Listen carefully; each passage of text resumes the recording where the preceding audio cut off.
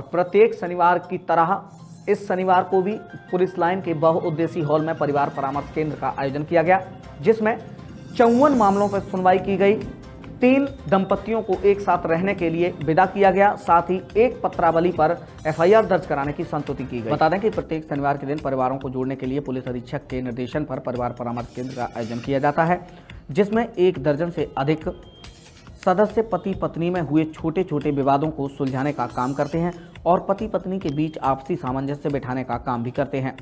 दिसंबर माह के चौथे शनिवार के दिन भी पुलिस लाइन के बहुउद्देशीय हॉल में परिवार परामर्श केंद्र का आयोजन किया गया, जिसमें 54 पत्रावलियों पर सुनवाई की गई थी और परिवार परामर्श केंद्र के सदस्यों द्वारा अपनी कड़ी मशक्कत के चलते हुए 54 पत्रावलियों में से आखिरकार 3 दंपतियों को एक साथ रहने के लिए विदा करने में सफलता हासिल की गई, जिसमें शशि प्रभा पुत्री सुरेश चंद्र निवासी मानपुर चंदा थाना एलाऊ, जिनकी शादी राहुल कुमार पुत्र स्वर्गीय गजराज सिंह निवासी नगला पाल थाना बिछवा के साथ 8 नवंबर वर्ष 2019 को हिंदू रीति रिवाज के साथ हुई थी।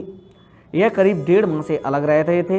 वहीं राजमा पुत्री इस्ताक निवासी सैनपुर थाना एलाऊ की शादी यायूब पुत्र आलम शेख निवासी धमधामा थाना शमशाबाद जनपद फर्रुखाबाद के साथ 21 फरवरी वर्ष 2022 को मुस्लिम रीति रिवाज से संपन्न हुई थी।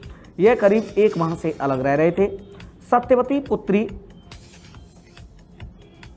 नेशन निवासी कस्बा सराय प्रयाग थाना गुरसाईगंज जनपद कन्नौज की शादी दिनेश चंद्र पुत्र सोनेलाल निवासी गेहार कॉलोनी थाना भोगांव के साथ 25 वर्ष पूर्व हुई थी।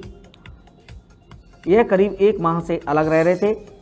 ये सभी लोग शामिल थे। इन तीनों ही दंपतियों को परिवार परामर्श केंद्र के सदस्यों द्वारा आपसी सामंजस्य बिठाकर एक साथ रहने के लिए विदा किया गया है। साथ ही एक पत्रावली पर मुकदमे की संस्तुति भी की गई है। आज मैडम जो पुलिस परामर्श केंद्र में कितनी फाइलों पर सुनवाई हुई और कितनी सर बताइए? आज टोटल 54 फाइलें थी, जिसमें 4 फॉलोअप और 3 विदाएँ अभी तक हो चुकी हैं और शाम तक शायद कि 2 और हो जाएंगी।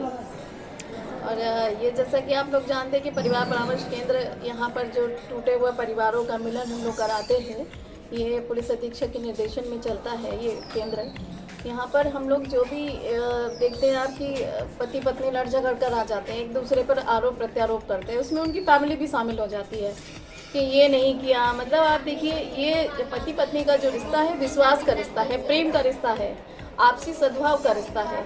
और यहाँ पर जब एक दूसरे से कोई शिकायत हो जाती है या किसी की गलत फहमी में, या उनके परिवार, लड़की को लगता है कि मेरे परिवार वालों की बेइज्जती हो गई, उस चीज़ का इशू बना लेते हैं। बहुत छोटी छोटी जो बातें हैं जिनके लिए मैं समझती नहीं हूँ कि मतलब सीधा एफआईआर कराने तक पहुँच जाते हैं लोग।